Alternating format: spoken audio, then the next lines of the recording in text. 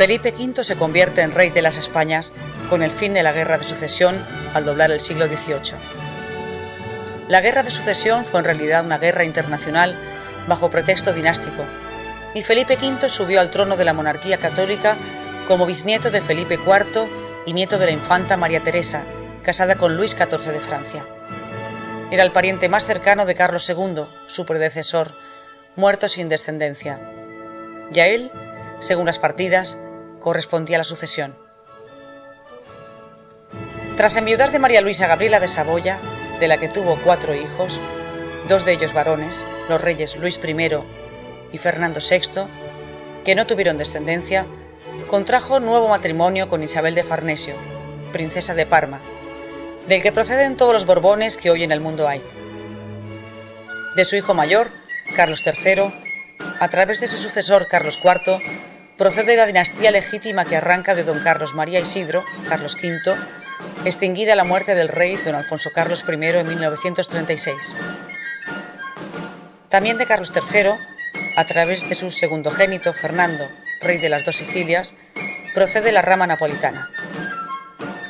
De otro de los hijos de Felipe V, el infante don Felipe, duque de Parma, procede de la tercera rama borbónica española, que reina en Parma hasta Roberto I, despojado en 1859 con la usurpación piemontesa que dio lugar al llamado Reino de Italia. El duque Roberto tuvo 24 hijos, de 2 matrimonios. Del primero, con María Pía de Borbón 2 Sicilias, nacieron 12, de los que 9 o murieron pronto o fueron débiles mentales. El 10º, Elías, casado con Mariana de Austria, prima de Alfonso llamado XIII de España, terminó reconociendo quizá por ello a la dinastía usurpadora, traicionando la lealtad de la rama de Parma a la legitimidad carlista. Demostraban hechos tan palmarios como el matrimonio del rey Carlos VII con la infanta Margarita de Parma, hermana del duque Roberto, quien a su vez fue oficial a las órdenes de su cuñado en la Tercera Guerra Carlista. Tuvo también 12 hijos del segundo matrimonio con la infanta portuguesa María Antonia de Braganza, hija del rey don Miguel I de Portugal y hermana de don Miguel II, vinculándose también por ahí al legitimismo miguelista. A esta segunda prole, de gran inteligencia, pertenece don Javier, así como también, entre otros, Zita, emperatriz de Austria, Félix, que casó con la gran duquesa de Luxemburgo, Renato, que casó con Margarita de Dinamarca, o Luis, que casó con María Francisca de Saboya.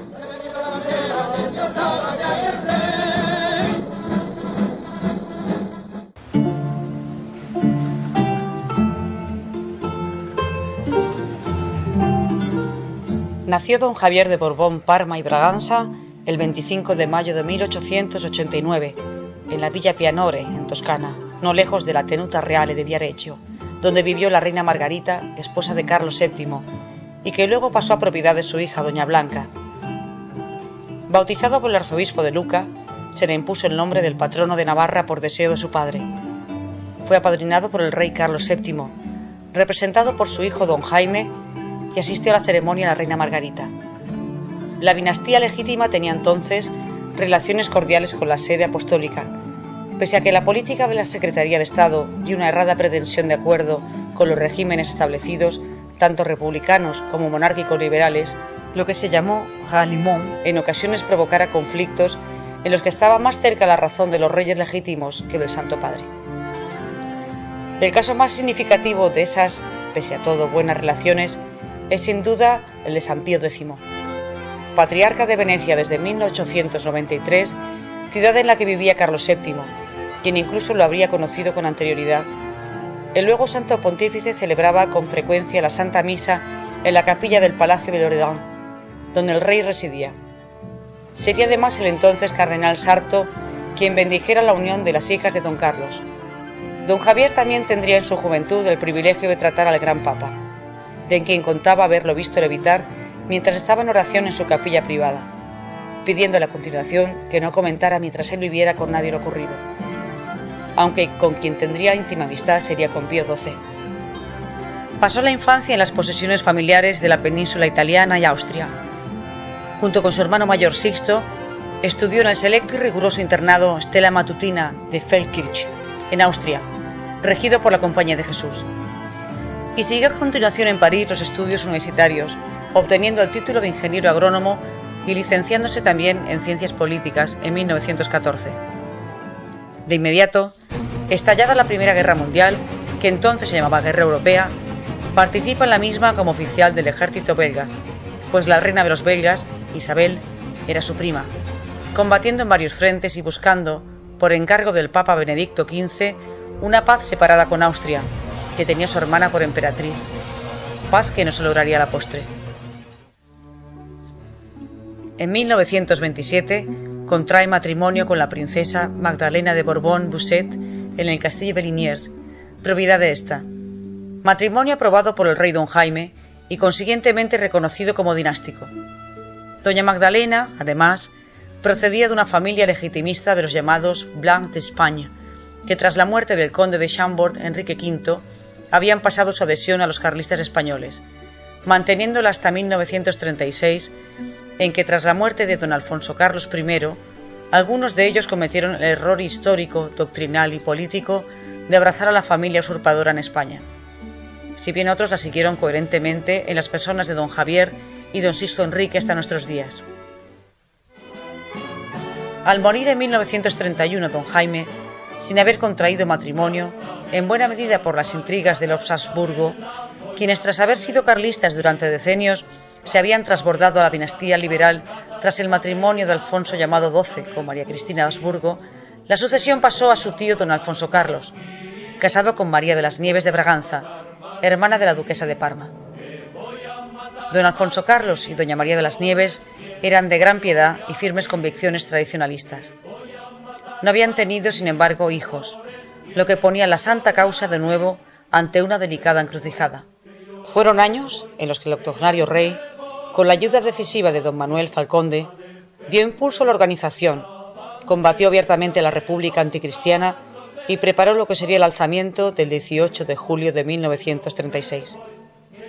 Don Javier de Borbón, sobrino de don Alfonso Carlos, y también por su lado de doña María de las Nieves, tenía una estrecha relación con ambos.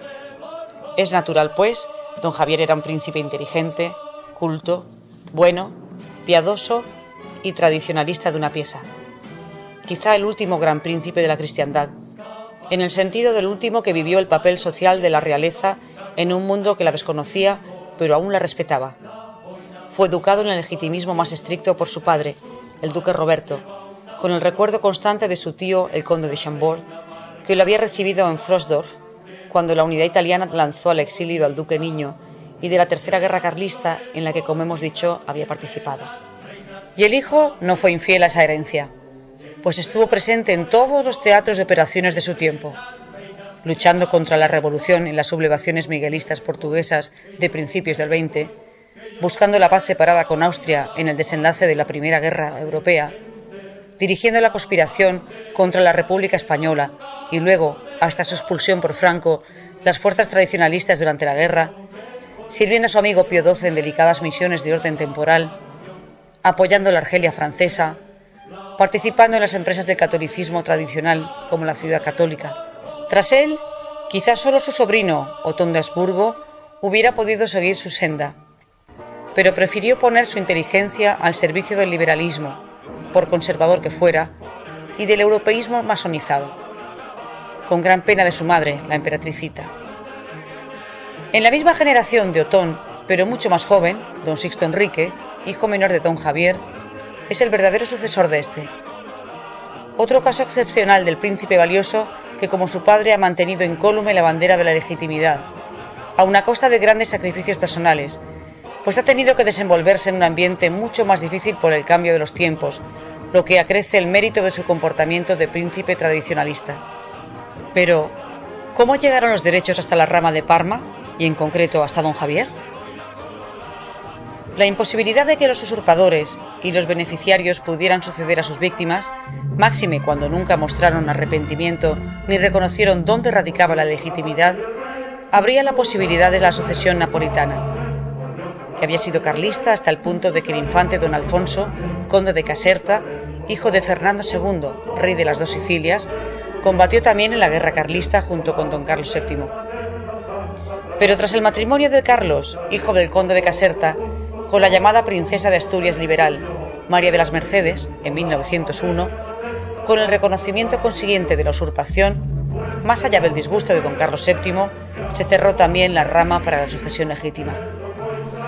De las 3 ramas de los Borbones españoles, solo quedaba la de Parma.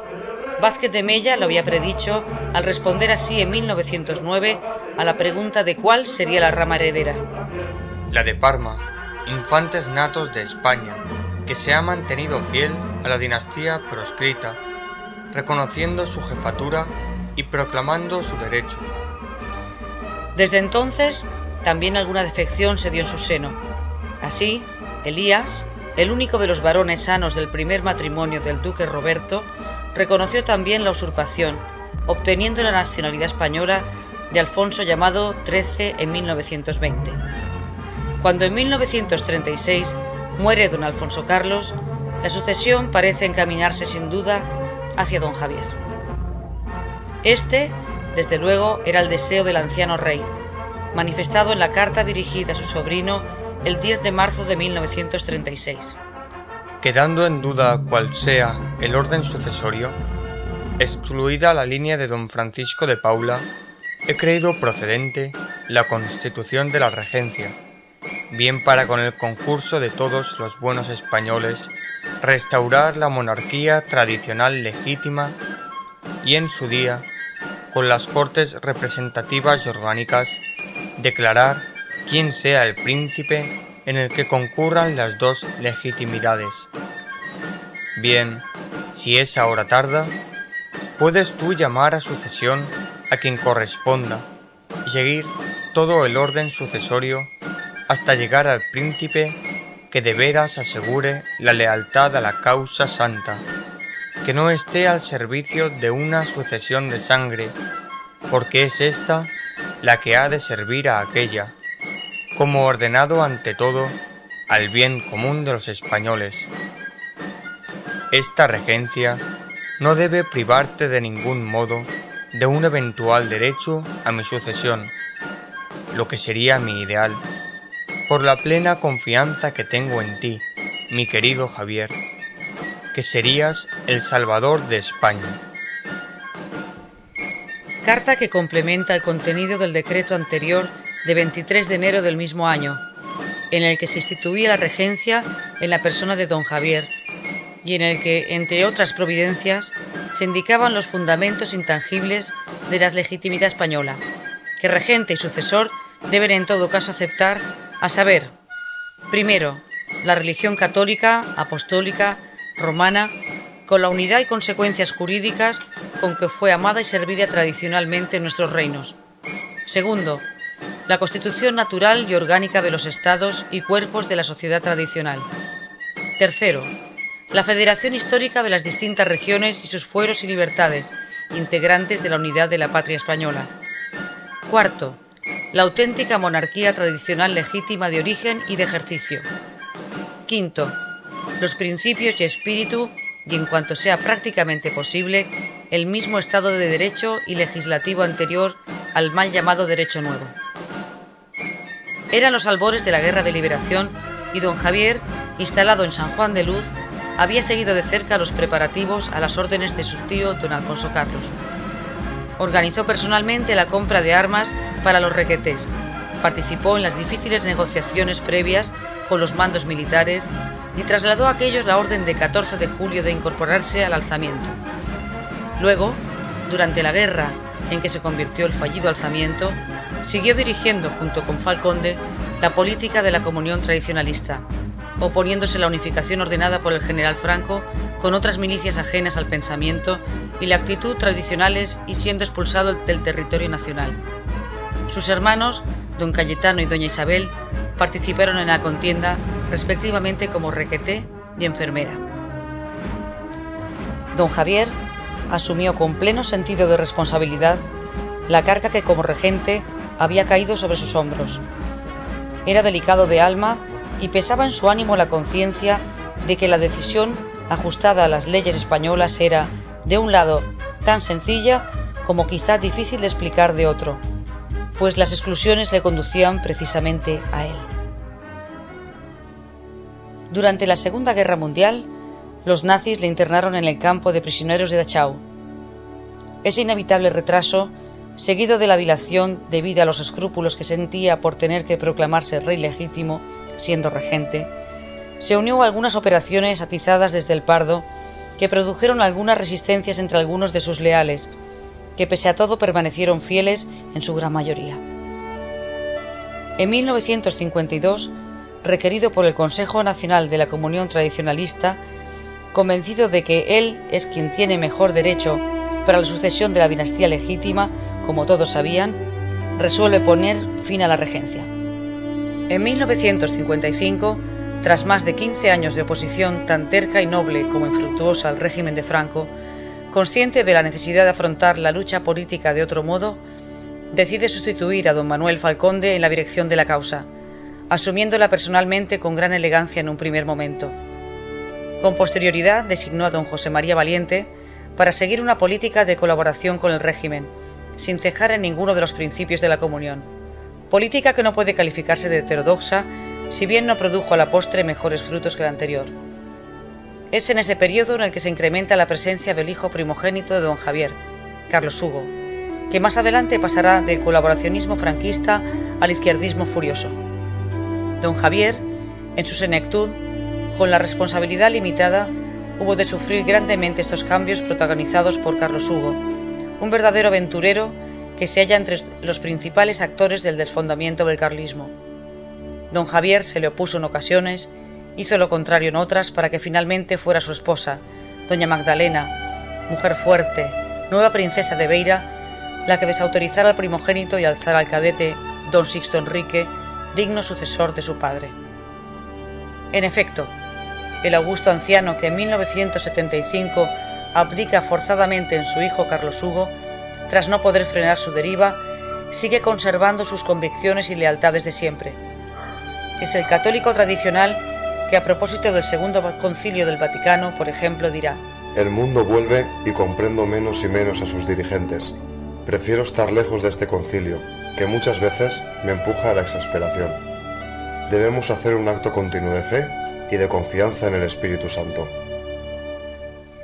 Es el legitimista que en su declaración de 4 de marzo de 1977 proclama: pido a Dios que el carlismo, sin desviación alguna, siga fiel a sí mismo para el mejor servicio a España y a la cristiandad. En el medio no es de extrañar que el 10 de mayo de 1976, al día siguiente de los sucesos de Montejurra, escribiera a su hermana Enriqueta: tenemos grandes dificultades en España, donde ayer, sin ir más lejos, los carlistas se han enfrentado con los revolucionarios. Y es que en las laderas de la montaña sagrada del carlismo se habían visto entre los partidarios de Carlos Hugo banderas rojas con la hoz y el martillo. Los últimos fueron momentos muy tristes. A los 88 años, anciano y enfermo, fue sometido a presiones inauditas para avalar la deriva marxista y separatista del llamado Partido Carlista. Carlos Hugo y sus secuaces no tuvieron, por ejemplo, escrúpulo en difundir que don Sixto Enrique había secuestrado a su padre en marzo de 1977, lo cual era una completa falsedad, pues don Javier se hallaba en la abadía de Solesmes, visitando a sus hermanas benedictinas. El propio don Javier informó del engaño a su hermana menor, doña Enriqueta, sordomuda a causa de un accidente cuando tenía pocos meses, por la que tenía un especial cariño y a la que escribía con frecuencia. Lo hizo el mismo día 8 de marzo, anunciándola que: si los diarios italianos hicieran eco de todo esto, ten en cuenta que es un montaje contra mí, a causa de los asuntos españoles.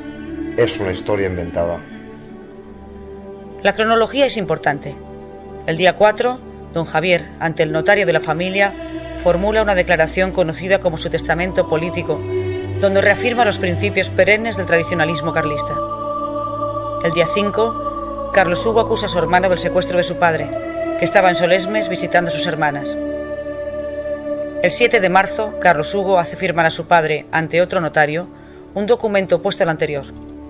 Y ese mismo día, doña Magdalena, en un comunicado oficial dado a la prensa, afirma que es imperdonable que Carlos Hugo no haya vacilado en arriesgarse en hacer salir del hospital a su padre, sin ningún respeto hacia su edad, ni tener en cuenta su estado de salud, para llevarle ante un notario desconocido, a fin de obligar a mi esposo a hacer una declaración a favor de Carlos Hugo y contraria al auténtico tradicionalismo. Menos de 2 meses después, el 7 de mayo de 1977 exactamente, moría don Javier en la ciudad suiza de Coira. Doña Magdalena, que le sobreviviría hasta el 1 de septiembre de 1984, ordenó que no se permitiera el acceso a la cámara mortuoria instalada en el castillo de Briniers a su hijo Carlos Hugo y las hermanas que le siguieron en su desvarío, a saber, María Teresa, Cecilia y María de las Nieves. Don Sixto Enrique, en cambio, heredó de su madre el castillo, como su hermana doña Francisca Aldebós.